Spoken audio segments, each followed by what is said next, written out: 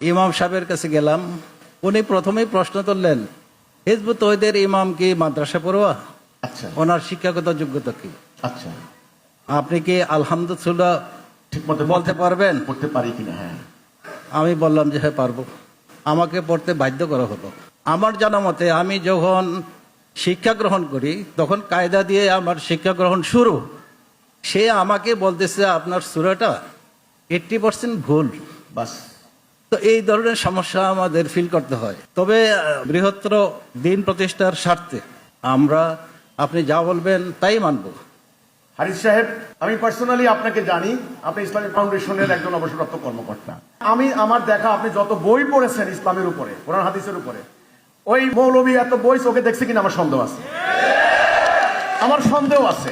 দেখেন, অহংকার ভালো নয়, সবচাইতে খারাপ হচ্ছে জ্ঞানের অহংকার। আপনি দেখেন, ইয়াহুদি আলেমদেরকে বলা হতো রব্বাই সাদ্দুসাই। রব্বাই মানে কি? আমাদের রব, মানে জনগণের প্রভুর জায়গায় চলে গেছে। মৌলানারা, আপনারা কিন্তু রাগ করেন না, এই টাইটেল আল্লাহ রসুল আপনাদেরকে দেন নাই, এরা ব্রিটিশরা দিয়েছে জনগণের মধ্যে ধর্মীয় পৌরোহিত্য করে বেড়ানোর জন্য। কথা হচ্ছে, ইয়াহুদি আলেমরা কিতাবের জ্ঞানে এতটাই অন্ধ হয়ে গিয়েছিল, তারা সত্য নবী ঈসা ইবনে মারিয়ামকে অস্বীকার করেছে। আরে ভাই, আমরা গেছি বলে আপনি সূরা ফাতিহা জিজ্ঞাসা করা শুরু করলেন। বাহ, ভালো। হ্যাঁ, সূরা ফাতিহা শুদ্ধ মতে পড়তে পারেন কিনা? ভালো কথা, শুদ্ধ করে আপনারা কোরআন শরীফ পড়েন, কিন্তু এই কোরআনটা নাজেল হয়েছিল কেন? আমি প্রশ্ন করতে চাই, এই কোরআনটা নাজেল হয়েছিল কেন? আল্লাহ কি রসুলকে বলেননি, আমি আমার রসুলকে হেদায়েত এবং সত্য দিন দিয়ে পাঠিয়েছি, যেন অন্য সমস্ত দিনের উপর এটাকে প্রতিষ্ঠা করে, এটাকে জাহের করে, এটাকে গালেব করে? এই কোরআন প্রতিষ্ঠা করতে গিয়ে রাসূলুল্লাহ ৭৮টি যুদ্ধ করেছেন, গাছের লতা পাতা খেয়েছেন, শত্রুর আঘাতে আঘাতে জর্জরিত হয়েছেন। ওনার সাহাবী যারা, ওনার সঙ্গী সাথী, লেখাপড়া জানতেন না ঠিক মতো 40 জন। সূরা ফাতিহা তো পরের কথা, লেখাপড়া জানতেন না মিয়া, পেটে ভাত ছিল না, গায়ে কাপড় ছিল না। আর আরব জাতি তৎকালীন শিক্ষা দীক্ষাহীন, একেবারে অজ্ঞতার অন্ধকারে নিমজ্জিত ছিল। ওই মানুষগুলিকে নিয়ে রাসূলুল্লাহ আল্লাহর সাহায্য নিয়ে এই বিধানটা প্রতিষ্ঠা করেছেন। আপনারা এই দায়িত্ব পালন করা বাদ দিয়ে গত কয়েক শতাব্দী ধরে আপনারা ব্রিটিশের আইন, মানুষের আইনের আন্ডারে বাস করে, জনগণের চাঁদার দাম ভিক্ষার উপরে সংসার চালিয়ে, ধর্ম ব্যবসা করে খেয়ে আপনারা আমাদেরকে বলেন সূরা ফাতিহা ঠিক মতো শুদ্ধ করে পড়তে পারো কিনা? সূরা ফাতিহা আমরা কার কাছ থেকে শিখেছি? কে শিখিয়েছেন? আমাদের উস্তাদরা, আমাদের মুরব্বীরা শিখিয়েছেন। ওনাদের ভুল ধরেন, ওনাদের ভুল ধরেন। এটা অহংকার, ধর্মীয় অহংকার। ইয়াহুদি আলেমরা যেমন অহংকারে এতটাই অন্ধ হয়ে গিয়েছিল, সত্য নবী ঈসা ইবনে মারিয়ামকে প্রত্যাখ্যান করেছে তারা। আজকে এরাও, আমি সবাইকে দোষ দিচ্ছি না, এরাও এই এলেমের অহংকারে এরা মাটিতে পা পড়ে না। আপনি ভাই সূরা ফাতিহা শুদ্ধ করে পড়লেন, কি পড়লেন? ইহদিনাস সিরাতাল মুস্তাকিম, আল্লাহ আমাকে সিরাতাল মুস্তাকিমে পরিচালিত করো। এই কথা বলে আপনি যতই শুদ্ধ পড়েন, আপনি পরিচালিত হচ্ছেন গায়রিল মাগদুবি আলাইহিম ওয়ালাদ-দাল্লিন। শুদ্ধ পড়ে লাভ কি? তার মানে এই নয় যে আপনি অশুদ্ধ পড়েন। না, আপনি সিরাতাল মুস্তাকিমের কথা বলে আপনার রাষ্ট্র চলে দলালার পক্ষে, তাহলে এই শুদ্ধের কি মানে আছে? এই জন্য মুহতারাম প্রশ্নকারী হারিস সাহেব, আপনি মনক্ষুণ্ণ হইয়েন না। উনি আপনার ইন্টারভিউ নিয়েছেন, সূরা ফাতিহা পড়তে পারেন কিনা। ওই ইমাম সাহেবদেরকে বলতে চাই, হাসরের দিন আল্লাহ সুবহানাহু ওয়া তাআলা আপনার ইন্টারভিউ নেবেন। সূরা ফাতিহা জিজ্ঞাসা করবেন না, মান রাব্বুকা মান দীনুকা, তোমার রবকে, তোমার দিন কি? এই উত্তর দেওয়ার জন্য আপনারা মানসিকভাবে রেডি হন। হিজবুত তাওহীদ হাসরের দিন ইনশাআল্লাহ ঠিক সিলেবাস অনুযায়ী লেখাপড়া করেছে, ঠিক উত্তর দিতে পারবে।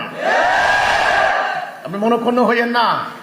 আরেকজনের কাছে গেলে আপনারা জিজ্ঞাসা করবে, আপনি আইসেন ইসলামের কথা কইতে, আপনি কি ফজরের নামাজ পড়ছেন নাকি? এ কথা কইব মানে উনি বেশি ফজরের নামাজ পড়ে। আপনারা কইলো কি, আপনার ইমাম কি মাদ্রাসা পড়ছিনি? নোয়াখালীর ভাষা আর কি, মাদ্রাসা পড়েছে কিনা। ওকে, না আমি মাদ্রাসা পড়ি নাই, এটা বারবার বলা লাগবে না। এটা আল্লাহ রাব্বুল আলামিনের ফয়সালা হয়ে গেছে। না হলে আমার মতো গুনাহগার সাধারণ মানুষ, আমি কোথা থেকে এসেছি আপনারা এটা চিন্তা করতে পারবেন না। আমি বলবো অহংকার ভালো নয়, আন্ডার এস্টিমেট করেন না। দুর্ব্যবহার করেন না, সত্য বলি কিনা সেটা দেখেন, যদি অন্যায় কিছু বলি তখন প্রত্যাখ্যান করবেন। এগুলি সত্য গ্রহণ না করার অজুহাত। এই যে আমরা বলি ওদের পিছনে নামাজ পড়বেন না, কাদের পিছনে পড়বেন না, এই ধরনের অহংকারী লোকদের পিছনে নামাজ পড়বেন না।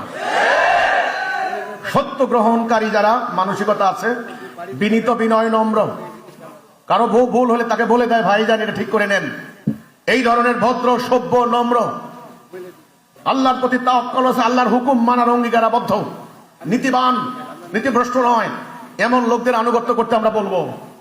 উনি আপনাকে পাইয়ায় বললো কি সূরা ফাতিহা ঠিক মতো পড়েন তো উনাকে যদি আমি আরেকটা সূরা জিজ্ঞাসা করি ওটা পড়েন তো, তখন উনি কি করবেন?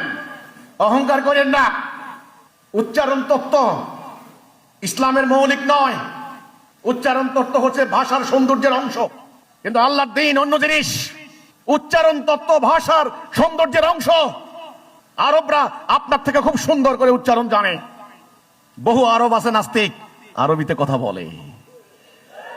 বহু আরব খ্রিস্টান আরবিতে কথা বলে। বহু আরব সুন্দর করে আরবি বলতে পারে।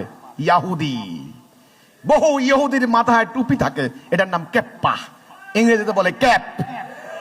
বহু ইহুদি জুব্বা পরে, বহু আরব খ্রিস্টান জুব্বা পরে, পাগড়ি পরে। এগুলি কোনো অহংকারের ব্যাপার নয়। আল্লাহর এই বিধান যারা বাস্তব জীবনে কার্যকরী করবে তারা হলো মোমেন, মুসলিম। রাসূল যখন এই প্রস্তাব দিলেন, আমি আল্লাহর রাসূল, আমার উপরে এই বিধান এসেছে, তোমরা মেনে নাও, তখন মক্কার কাফেররা বলেছিল আমাদের পূর্ববর্তীরা যেভাবে মানতো সেটাই মানবো, তোমার আল্লাহর এই বিধান মানবো না। এই জন্যে যে সমস্ত অজ্ঞ যারা অহংকারে স্ফীত, জ্ঞানের অহংকার সবচেয়ে বড় অহংকার যারা করে, তাদেরকে আপনারা পরিহার করে চলবেন। আমাদের কথা হলো একটা, আমরা সত্য নিয়ে দাঁড়িয়েছি, এই মিথ্যার বিরুদ্ধে আমাদেরকে ধৈর্যের সাথে মোকাবেলা করতে হবে।